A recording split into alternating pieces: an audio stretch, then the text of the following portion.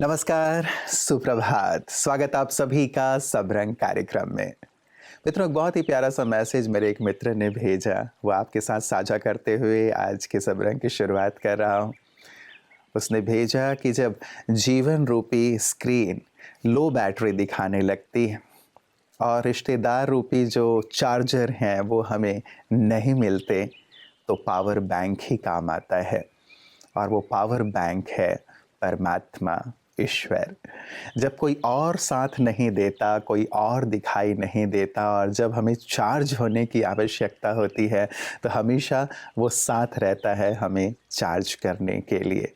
लेकिन हमें ये देखना है कि हम केवल स्वार्थवश, केवल आवश्यकता पड़ने पर उसे याद करते हैं या फिर हमेशा ही उन्हीं साथ रखते हैं, हम उनके साथ उनकी याद में रहते हैं। जैसे शरीर का हर अंग हम जहाँ भी जाते हैं हमारे साथ जाता है, वैसे ही यदि परमात्मा को हम हमेशा अपने जीवन में शामिल कर लें तो कभी डिस्चार्ज होंगे ही नहीं। हमारी बैटरी, हमारा आत्मविश्वास, हमारा उमंग, उत्साह और खुशी हमेशा ही भरपूर रहेगा और हम आगे से आगे बढ़ते रहेंगे। तो इस सुंदर बात के साथ चलते हैं आज के सुवाक्य की ओर। जिंदगी में सफल होने के लिए डर को भूलना और हौसले को अपनाना जरूरी है। डर हमारे मन की सबसे बड़ी रुकावट है जो हमें आगे बढ़ने से रोकता है। अगर हम डर के साथ जीते हैं तो हम कभी अपनी पूरी क्षमता तक नहीं पहुंच सकते। दूसरी तरफ हौसला वह शक्ति है जो हमें अपने सपनों को साकार करने की ताकत देती है और हमें कठिन रास्तों पर भी चलने का हौसला देता है। वही डर हमेशा हमारे आत्मविश्वास को कमजोर करता है, जबकि हौसला हमें हर स्थिति में मजबूती देता है। इसलिए अगर आप जीवन में आगे बढ़ना चाहते हैं तो डर को पीछे छोड़ें और हौसले को अपनी ताकत बनाएं।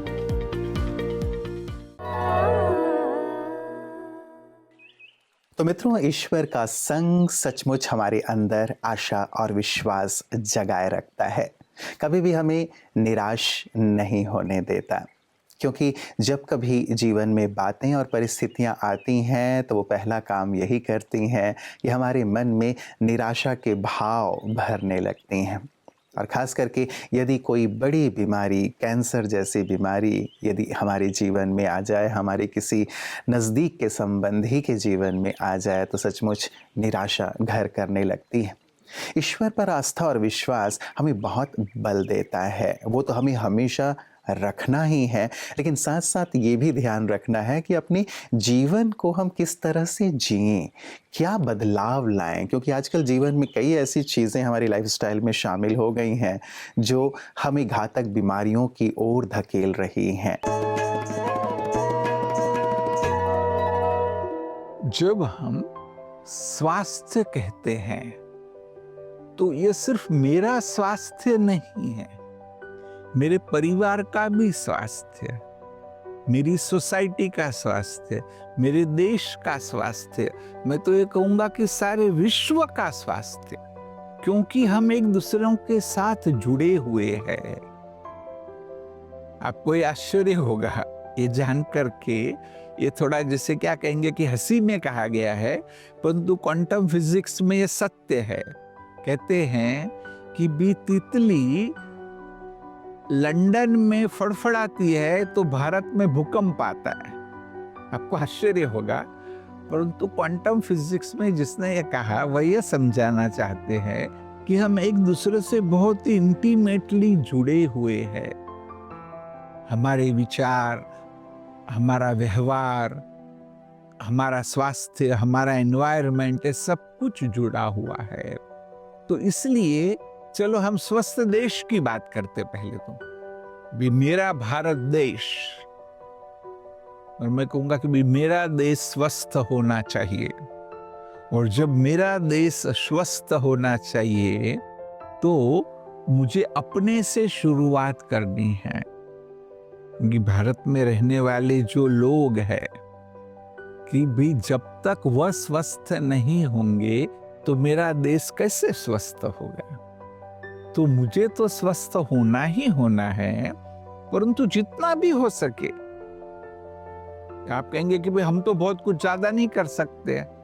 आप जितना भी थोड़ा बहुत भी कर सको, समझो कि भाई स्वच्छता का भी ज्ञान लोगों को दे दो। कहीं आप ट्रेन में भी जा रहे, कोई व्यक्ति ऐसे कचरा फेंक रहा है ना, हमने कई बार देखा है कि लोगों के पास प्लास्टिक होता है, वो ले लेते हैं। ये भी कभी करके देखो, कोई फेंक रहा है ना, आप उसको बोलो भैया मुझे दे दो, मैं डाल के आता हूँ। आप डाल के आएंगे तो उसको भी शर्म आएगी, वो कहेगा नहीं नहीं नहीं मैं डाल के आता हूँ। तो इससे एक छोटा सा स्टेप हुआ, परंतु वो एक से दूसरा, तीसरा, 1000, 10,000, 10 करोड़, वह आगे बढ़ता जाएगा। तो इसलिए हमें जितना भी हो सके छोटे छोटे रूप में।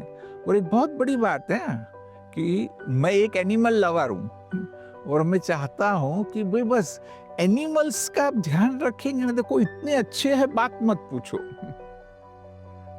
क्योंकि मानव है ना, कुछ अपेक्षा रखता है प्यार देने के लिए, वो एनिमल प्यार देने के लिए अपेक्षा नहीं रखता है।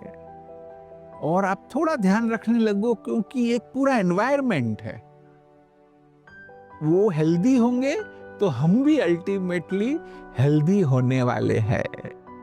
नमस्कार। मित्रों, एक व्यक्ति ने अपने गुरु से कहा कि गुरुजी, आप कितने भी अच्छे इंसान हो, लेकिन एक दुष्ट व्यक्ति आप में कमियां निकाल ही लेता है, तो आपके अच्छे बनने की क्या ज़रूरत है, या फिर अच्छे बनने के लिए इतना परिश्रम करने की क्या ज़रूरत है। गुरुजी ने कहा कि जब दुष्ट व्यक्ति अपनी इस आदत को नहीं छोड़ रहा है, तो आप एक अच्छा इंसान बनने की अपनी आदत या लक्ष्य को क्यों छोड़ते हो। बहुत ही पते की बात है मित्रों। सचमुच कोई भी व्यक्ति अपनी वृत्ति के अनुसार, अपनी नेचर के अनुसार ही सामने वाले व्यक्ति को देखता है। यदि वो आप में कमियां खामियां ढूंढ रहा है तो आप निराश ना हो, लेकिन अपनी अच्छाई और सच्चाई के मार्ग पर चलते चलें, क्योंकि जो अच्छाई है, सद्गुण है, अल्टीमेटली वही सभी व्यक्ति के हृदय में आपको स्थान देती है और वही संतुष्टि और खुशी भी प्रदान करती है। हर दिल की उम्मीद हम पूरा करेंगे, हर कदम आगे बढ़ते रहेंगे। तो हमने यहाँ पर ये समझा इस पूरे इंटरेक्शन से कि पढ़ाई को इट्स वेरी इम्पोर्टेंट कि हम इंटरेस्टिंग वे से करें। जैसे आपने बताया कि अगर क्लास में इंटरेस्टिंग वे से नहीं भी कराया जा रहा, लेकिन हम अगर उसको स्टोरी फॉर्म में या किसी और कोई अपनी हम नॉलेज को बढ़ाएं उसके बारे में, जैसे उन्होंने विकिपीडिया पे जाके करा, या हम कोई इसके अलावा यूट्यूब पे भी हम देख सकते हैं, उसके एक्सप्लेनेशंस को देख सकते हैं, डायग्राम्स को अच्छे से समझ सकते हैं, तो उस तरीके से भी हम उसको इंटरेस्टिंग बना सकते हैं। या जो ये बात आई, वेदिका ने हमको बताया, क्लास में वो फर्स्ट लर्निंग पे ही बहुत ज़्यादा अटेंशन देती है और उसके बाद घर आके रिवाइज करती है। तो revision is very very important. हाँ, और जब तक वो पक्का नहीं हो जाता, नेक्स्ट चैप्टर पे नहीं जाती।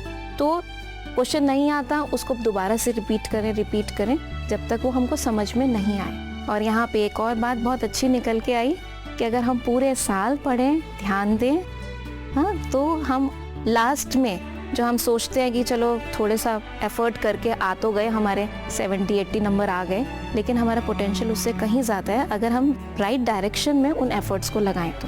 तो सभी बच्चे समझते हैं कि पूरा साल पढ़ने की इम्पोर्टेंस है, और मोस्ट इम्पॉर्टेंट उसको इंटरेस्टिंग वे से, राइट टेक्निक से पढ़ने की इम्पोर्टेंस है। तो करेंगे हम सभी, ठीक है? ओके।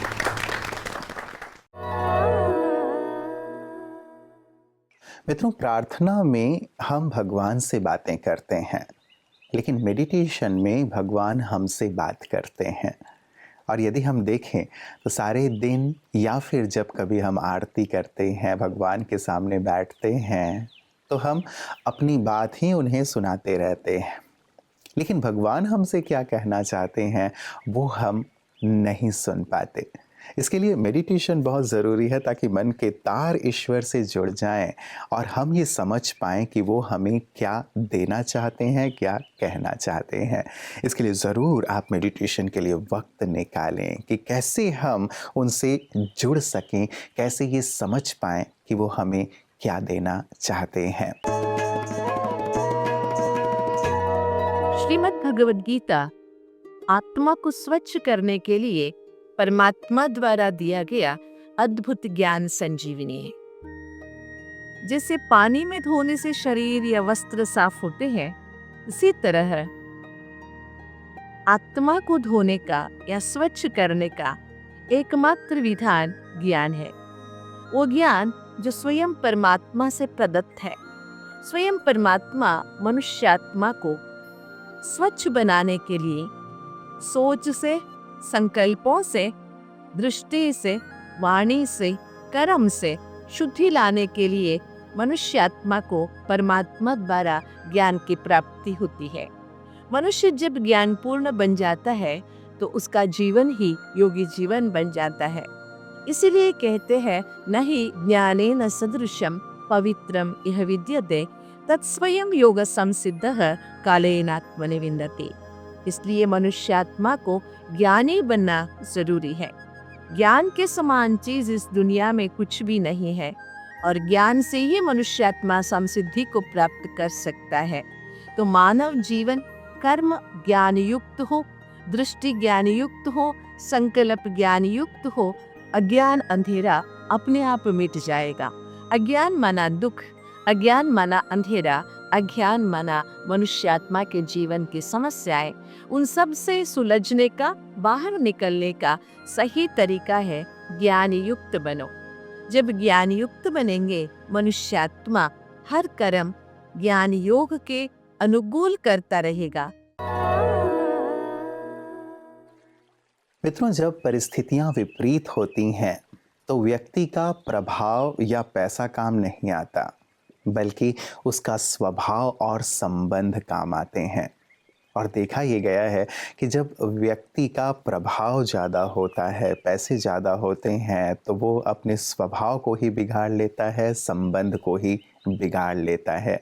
लेकिन हम इस पर ज़रूर गहराई से विचार करें कि ये चीज़ें काम नहीं आती। आप कितने भी प्रभावशाली क्यों ना हो, कितने भी पैसे क्यों ना हो, जब हमें मदद की आवश्यकता होती है तो हमारा अच्छा स्वभाव या हमारे संबंध यही काम आते हैं। इसीलिए चाहे कुछ भी हो जाए, हम अपने स्वभाव को मधुर बनाए रखें, विनम्रता से भरे रखें और साथ ही अपने संबंधों को भी सहेज करके रखें, ना कि उन्हें बिखरने दें। गहराई से विचार कीजिएगा मित्रों, क्योंकि ये हमारी अमूल्य संपदा है जो जीवन भर हमारे काम आती हैं और हमारे जाने के बाद भी याद के तौर पर लोगों के दिलों में बस जाती हैं। तो स्वभाव और संबंध, इस पर गहराई से विचार कीजिएगा कि ये सुंदर और मधुर सबके साथ बने रहें। अपना ख्याल रखिएगा। कल पुनः इसी वक्त आप सबसे मुलाकात होगी। नमस्कार। ओम शांति।